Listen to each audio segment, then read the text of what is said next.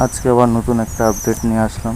মাঝখানে বেশ কিছুদিন আগেই বলেছি একটা আপডেট দিয়েছিলাম, তো ওখানে খাওয়ার প্রায় শেষের দিকে ছিল। আজকে তার জন্য নতুন খাবার এনেছি।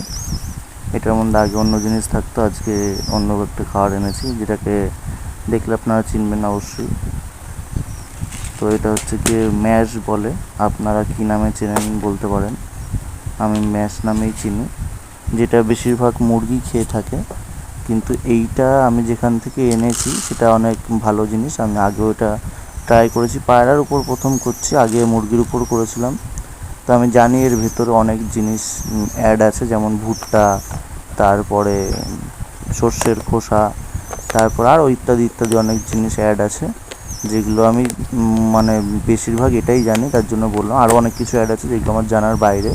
তো এটা খাওয়ালে কি আর গ্রোথটা খুব ভালো হয়। মাঝখানে আমি লাস্ট ভিডিওতে হয়তো দেখিয়েছিলাম যে ওর পেটের দিকটা অনেক শুকিয়ে এসছে, যেটা মানে হয়তো কোনো রকম হজমের ব্যাপার হতে পারে, নয়তো আমার ঠিকঠাক খাবার আমি দিতে পারছিলাম না, যার জন্য হয়তো এটা হচ্ছিলো।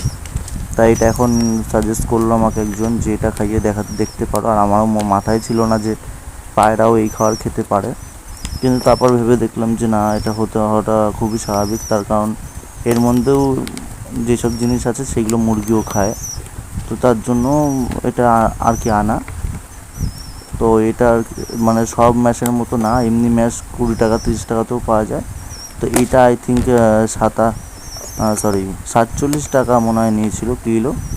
তো আমি কিলোর থেকে একটু বেশিই নিয়েছিলাম বলে আমাকে সেরকমভাবেই নিয়ে এসেছিলাম। এই কৌটোটা আমার পুরো ভর্তি হয়ে গেছে, মানে 1 কিলোর এখান থেকে বেশি আছে।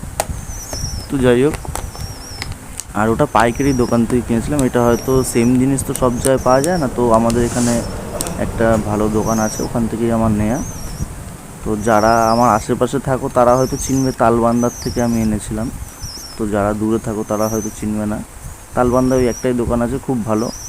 আর যাই হোক, ওই সব কথা বাদ দিই। তো এই খাবারটা হচ্ছে কি ওর জন্য হয়তো ভালো হবে। আমি খাইয়ে দেখা যাচ্ছে, এখনও তো মানে মোটামুটি 1 সপ্তাহ না গেলে তেমন একটা বুঝতে পারবো না যে কতটা কি হচ্ছে না হচ্ছে। তো খাইয়ে দেখতেই পারি।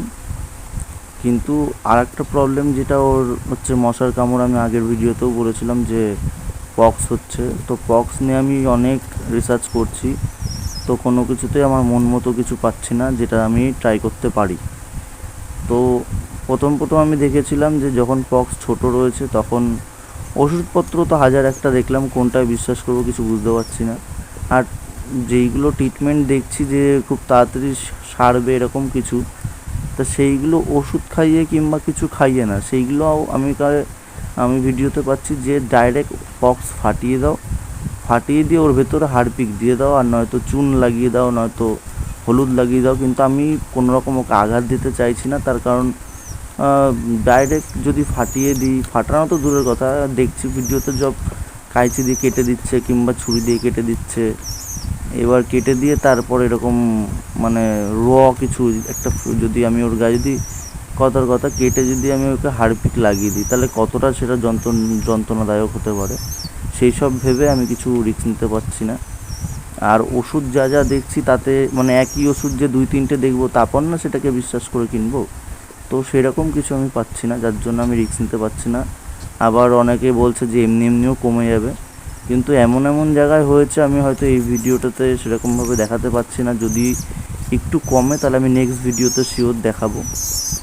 আর এইখানে আজকে তো এমনও দেখলাম যে মুখেও হচ্ছে, এতদিন হয়েছিল পেছনে। এবার তো এতদিন তো ভেবেছিলাম যে আস্তে আস্তে ঠিক হবে, কিন্তু এই ভিডিওটা করার পরেই আমি দেখলাম যে ওর মুখেও কিছু হয়েছে, যেগুলো ক্যামেরাতে এখন আসবে না, মানে এতটাই সূক্ষ্ম। আর আমার হয়তো ক্যামেরাও সেরকম না যে ওকে করলে তেমন বোঝা যাবে।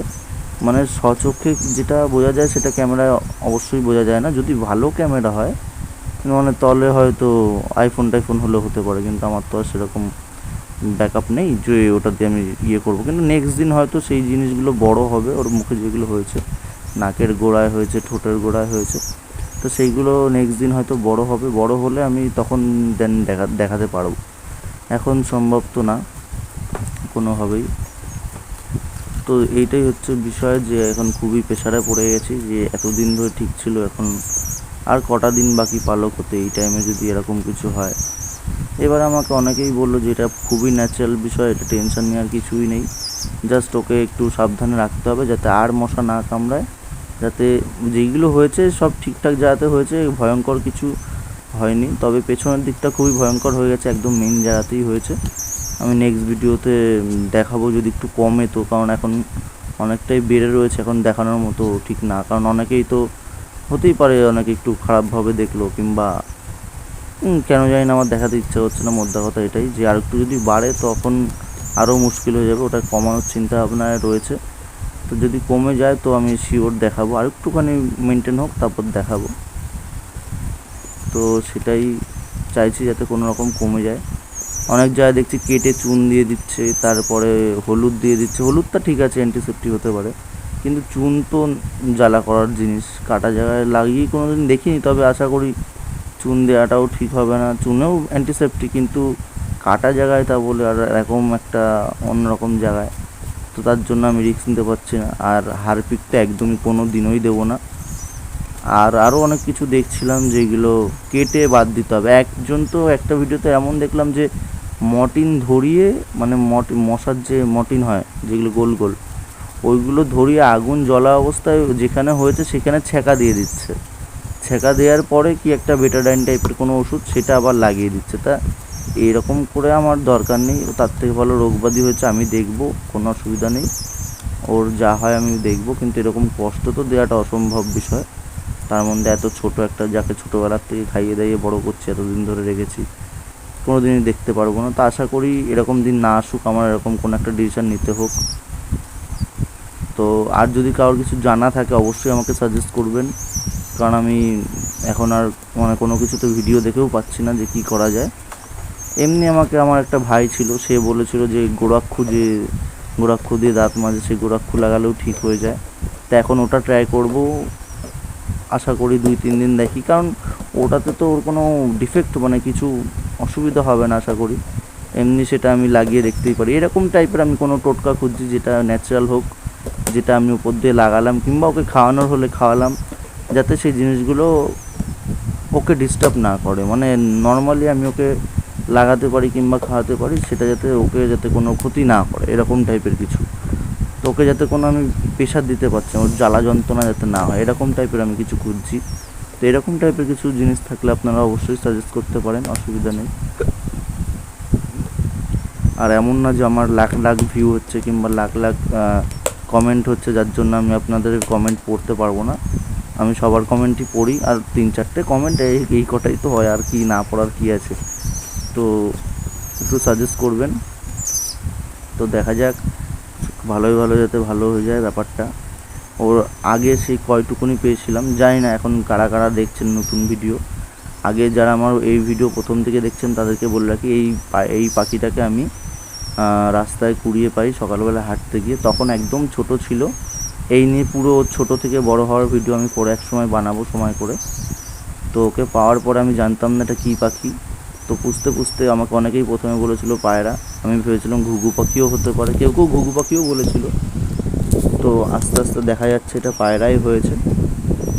এবার এখন যেই পায়রাই হোক না কেন, সেটা তো বড় না হলে বোঝা যাবে না, কিন্তু যেই পায়রাই হোক না কেন, ও যদি ঠিকঠাক টেম হয়, কিংবা ওকে ছাড়ার চেষ্টা করবো, ছেড়েই রাখবো, এমন না যে ওকে আটকে রাখবো কিংবা বড় হলেও পাখনা কেটে রাখবো, তা না।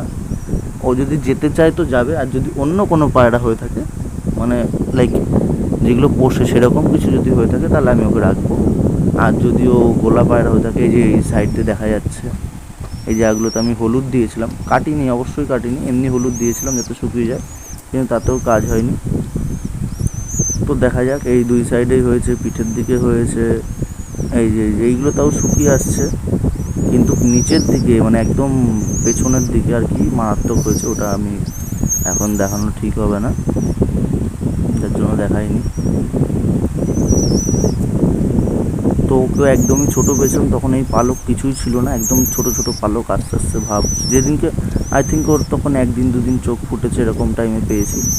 তো আজকে প্রায় অনেক দিনই হয়ে গেল, 17-18 দিন সামথিং চলছে আমার কাছে, আমি পেয়েছি এতদিন হয়েছে। তো এতদিনে এরকম ডেভেলপ হয়েছে। এখনও কিছু কিছু জায়গায় পালক আসা বাকি আছে।